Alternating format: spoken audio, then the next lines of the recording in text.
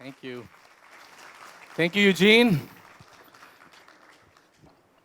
I hope that, you're probably expecting a commencement speech where I would read and give you like a literary masterpiece. And when Eugene, Hendrik, and Mr. Enriga came to see me, I told them I don't do that. And they said, it's okay. So today, don't expect a speech. Don't expect me to read off something. My notes are just for me so that I don't lose track because I tend to digress. But I will just do what I do best, which is to tell you a story. I am an actor. We do storytelling. And hopefully, if I tell you my story, you'll pick up little nuggets of wisdom along the way. I'm pretty sure you're making the same journey that I did. And so hopefully you don't make the same pit stops and mistakes that I did. Anyway, let's go back. I tell you a little background of myself. I came from Iloilo, the province of Iloilo. I was born into a family of hacienderos, or sugar planters. I lived a very privileged young life, genteel southern life. But when I was 6 years old, my parents decided that they were going to put me here in Manila so that I could get a better education. And so just like that, they picked us up, brought us here, and one day I wake up, I'm in this classroom filled with blonde, blue-eyed kids. I didn't speak a word of English, so it was all foreign to me. It was like a culture shock. I was like slow motion. I remember very vividly, I was 6 years old. I was so miserable that during recess, I went out to the playground where all the kids were playing. I put a handkerchief over my head, and I cried. Very Charlie Brown. You know Charlie Brown when he put the, That's how I felt, thinking that nobody would notice that I was crying. But that's how miserable I was and how I didn't fit in.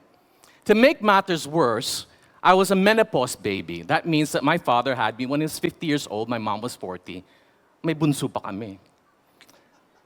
I think they remembered how to make love after the war. There was this gap, and then they suddenly remembered. And so the gap between me and my older sister was 16 years, can you imagine?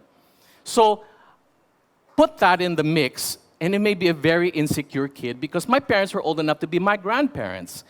And at that time, my father was mostly in the South, never came out here. So I didn't have that father who would bring me and help me to learn sports. My mother was, she played mahjong most of the time. They didn't know the American lifestyle where parents are very involved with their kids. And so I was most of the time all alone in the classroom with all these kids who had parents running around, doing activities around them, and it just added to my insecurity. So all of my school years through elementary, I was this kid who did not fit in. And what I loved the most about growing up in the 60s here in Manila was television. The 60s TV was a wonderful place to escape to. We had great shows like Lassie. Doesn't ring a bell. Flipper. No. Get Smart. Okay. Mayroon pa nag-ano na? Coming up. Mission Impossible. Wild Wild West. Okay. Basta ang daming magagandang shows, Gilligan's Island. And so it was a great place for me to escape into, given that I was very miserable in school. So most of my time in elementary, I didn't have any friends. I would always just be hiding out in the art room until I reached middle school. And my 13-year-old self realized that I didn't want to be miserable anymore. So I decided at 13, I decided that I didn't want to be a nobody anymore. And so what I did going into high school, I was about to enter high school, was I got the high school yearbook. We had become the international school at that time. And I went through all the after-school activities and clubs, and I decided that I would join up in everything that I could qualify in. And then I joined this thing called Drama Club, which was headed by this lady, Ruth Butler. And Ruth Butler was this tall, blonde woman who was the classmate of this famous Broadway actress, Carol Channing. They looked alike. And we were lucky that she was assigned here in the Philippines, and she was the one handling our media center. What was I doing in the media center? Because I did not have friends, every time it was recess, I would go to the media center not to study, but to hide. Para hindi obvious na wala akong kaibigan. And it was there that Mrs. Butler chanced upon me one day, and she says, "Dear, I am going to do this play. called The Arsenic and Old Lace, and I want you to be part of it. So not knowing what that was, I agreed. And all I had was a walk-on role. I played a police. And I arrested the lead. And you know who the lead was? Tim Cohn of Alaska, coach. Yeah, he was at IS at that time. He was an upperclassman, and he did start out acting. But I had the walk-on role. So that was my first taste of what it was like to be on stage. The following year, Mrs. Butler found out that I was in the choir and I was getting a reputation that I could actually sing. She says, "Dear, I'm going to do a musical called Oklahoma." Anyway, she approached me and she asked me to join this musical, and she gave me the villain role, Judd Fry.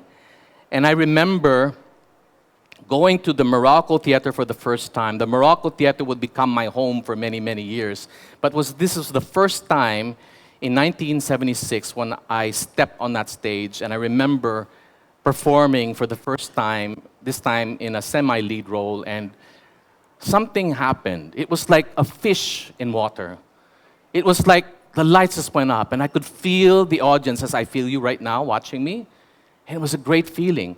For somebody who was mostly invisible most of my school life, all of a sudden it felt great to stand here and for people to be watching me like you are now and feeling that energy. It was the best feeling in the world. And if it was not, God rest her soul, for Mrs. Butler, who chanced upon me at the media center and forced me to do theater, I would probably be that miserable 13-year-old. I would probably be a miserable 50-plus-year-old. Hindi ko sasabihin exactly where, but I'm like somewhere in there. I would be a miserable 50-plus-year-old doing something in an office somewhere and probably did not experience the rich life that I have experienced as an artist. I owe it to that lady. She probably didn't even know what she did, but she changed the course of my life. It is very crucial for us early on to discover, try everything, and that's what I did. It doesn't matter, basta try lang, you know. If a person tells you you're not this, well, never mind, just try it. Until you find what is special about you. We are all uniquely designed to do something. And once you find what your talent is, as I did mine, which was the performing arts, your role now is to pursue that talent and make the best out of it. Now here's the challenge.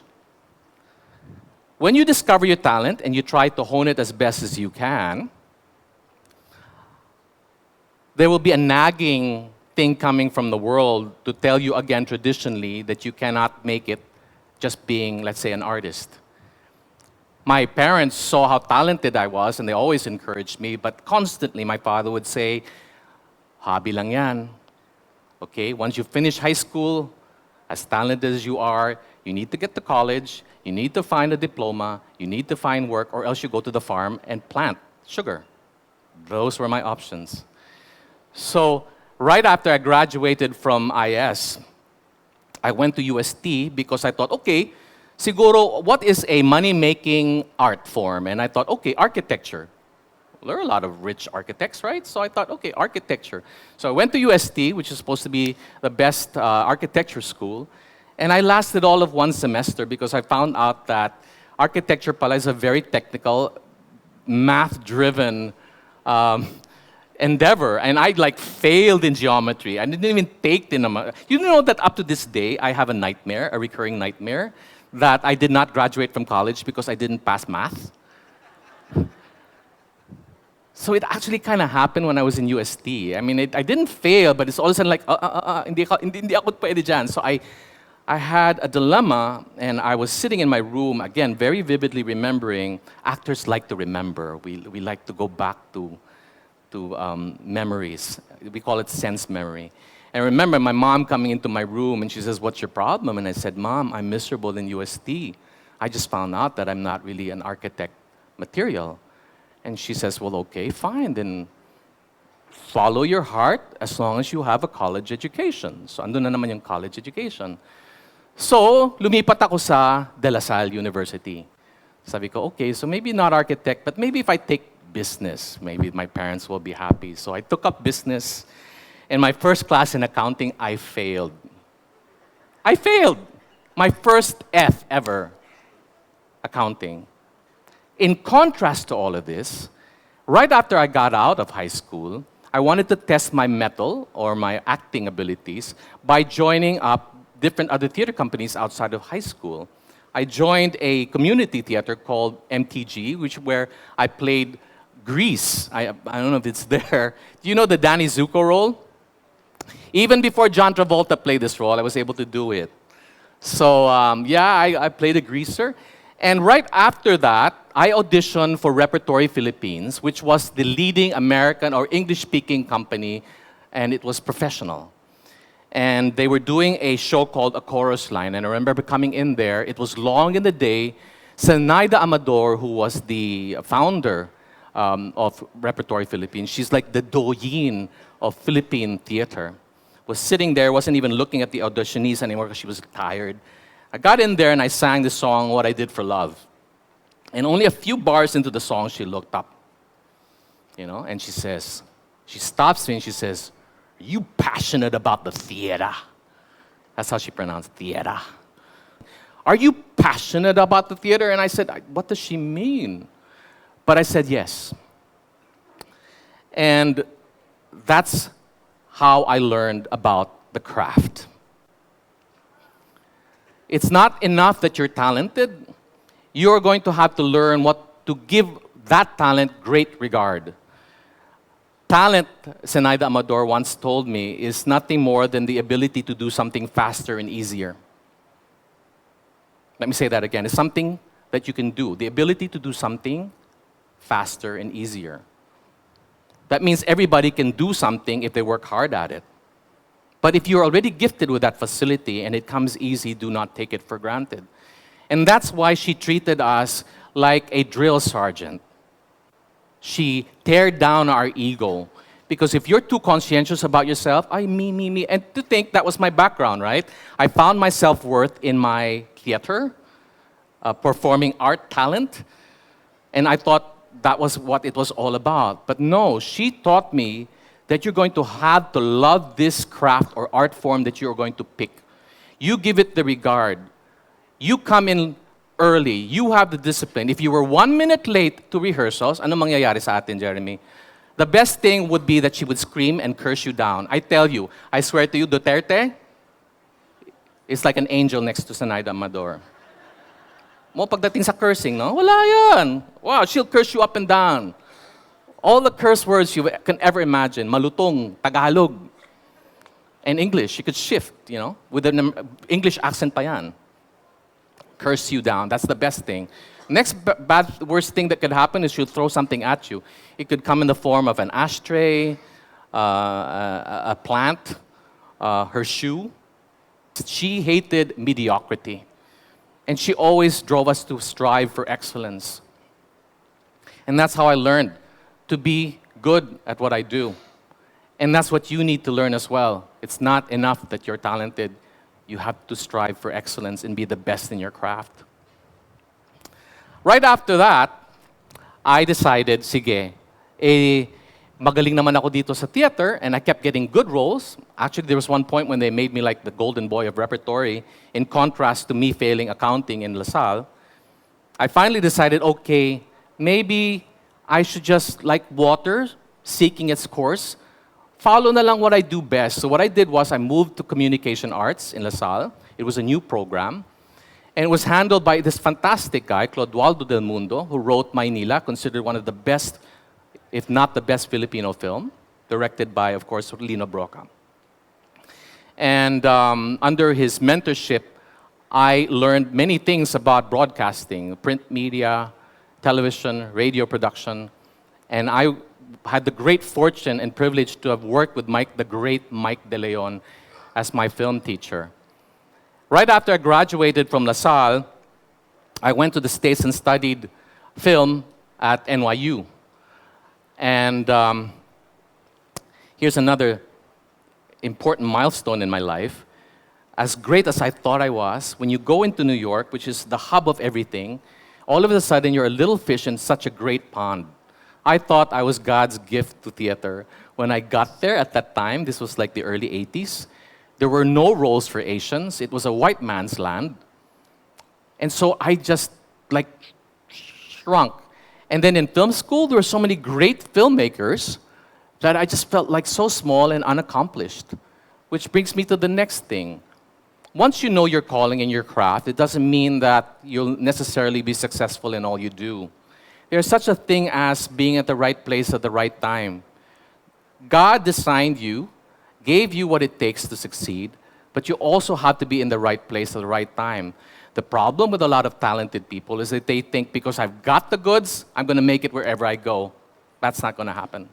And so the next learning that I did is I came back from New York as humbled as I was, and I started to look for where I would belong again.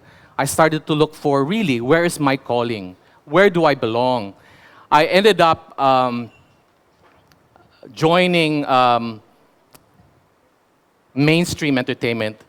I signed up with Genesis Entertainment, which is the management company of Gary Valenciano, and I challenged his wife to bring me into showbiz. And she says, "Are you kidding? You're in theater. Why would you want to be in showbiz?" And I said, "Well, I just want to know how far I can go and see where that goes."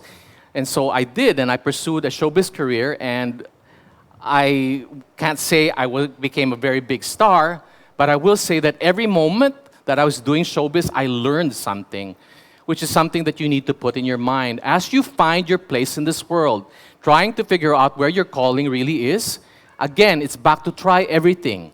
Find out where you're good, and if that door closes, go to the other door, and that door closes, go to the other door, and consequently, you'll find where you belong.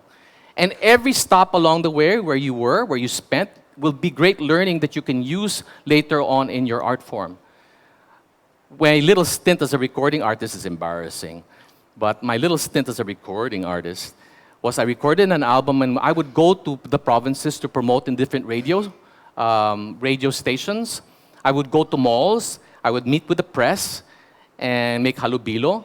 And although I never became a great recording artist, later on when I would be managing talents, I realized that that's the reason why I went through all of that, is so that I would learn how to handle talents when I finally started managing.